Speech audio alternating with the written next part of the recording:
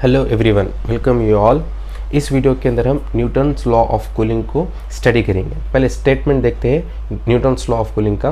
The rate of change of temperature of a body is directly proportional to the difference of temperature of the body and that of surrounding medium. मतलब इसका मतलब क्या है? So consider करें एक body, ठीक है, इसका टेम्परेचर थीटा है, ठीक है। जैसे कि फॉर एन एग्जांपल आप गर्म चाय पी रहे हैं तो गर्म चाय का मान के चलेंगे कि टेम्परेचर जो है थीटा है, और जो रूम टेम्परेचर, सराउंडिंग टेम्परेचर है या एटमॉस्फेरिक टेम्परेचर जो है वो थीटा नॉट है, ठीक है। जो चाय का जो टेम्परेचर है वो क्या है? थीटा है, और जो एटमॉस्फेरिक सराउंडिंग टेम्परेचर जो है वो थीटा नॉट है। तो आप 2 मिनट्स के बाद अब रियलाइज़ करेंगे कि जो चाय का टेम्परेचर है वो कूल होना शुरू हो जाता है। चाय जो है कूल होना स्टार्ट होता है। क्यों? क्योंकि जो थीटा और थीटा नॉट्स में जो टेम्परेचर में डिफरेंस आ जाता है, तो हीट जो है, चाय अपनी हीट जो है रिजेक्ट करती है एटमॉस्फेरिक को। इसकी वजह से जो चाय है वो ठंडी हो जाती है, कूल हो जाती है, ठीक है। किस रेट से हो रही है वो न्यूटन्स लॉ ऑफ कूलिंग में कहता है the rate of change of temperature of a body is directly proportional to difference of temperature of the body and that of surrounding medium, ठीक है। ये स्टेटमेंट है। थीटा क्या है हमारे पास? Temperature of the body. Theta naught क्या है? टेम्परेचर ऑफ द सराउंडिंग, ठीक है। ये स्टेटमेंट है न्यूटन्स लॉ ऑफ कूलिंग का।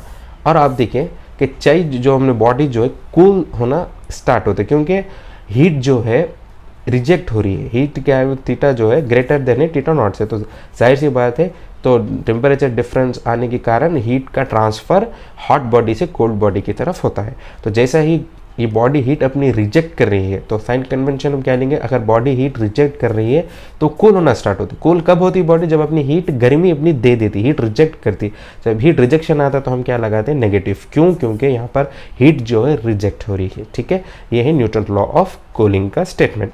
तो हम इसका एक जनरलाइज्ड इक्वेशन हम फॉर्म करते हैं। तो पहले हम प्रोपोर्शनैलिटी कांस्टेंट को हटाना होगा, तो एक कांस्टेंट लगाते हैं। Change in temperature is equals to k this minus k theta minus theta not.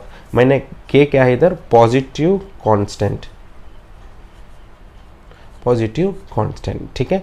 सो अब मुझे सिंप्लीफाई करना होगा, तो by the method of separation, by the method of separation, तो हम क्या करेंगे? इसको, ये टर्म्स जो है थीटा के पास लेकर आ जाएंगे और डी टी को इधर लेके चले जाएंगे।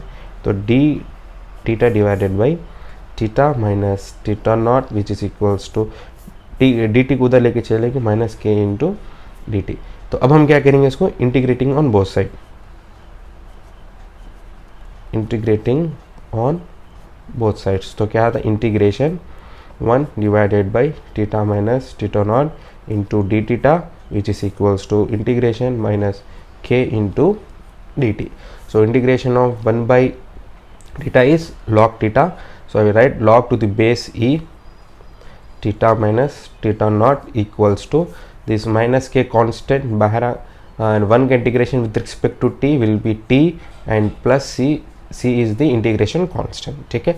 अब यहाँ पर c जो है हमारे पास इंटीग्रेशन कांस्टेंट है, सो हम इसको लिख सकते हैं log e theta minus theta naught equals to minus k t plus log to the base e c, क्योंकि सी तो कांस्टेंट है, कांस्टेंट को मल्टीप्लाई करें या लॉग लगाए, कांस्टेंट तो कांस्टेंट ही रहेगा, ठीक है। तो ये टर्म को मैं इधर लेकर आ जाता हूँ, log to the base e theta minus theta naught, this plus time plus term इधर आया तो minus log e to the base c, log c to the base e and this minus k t as it is.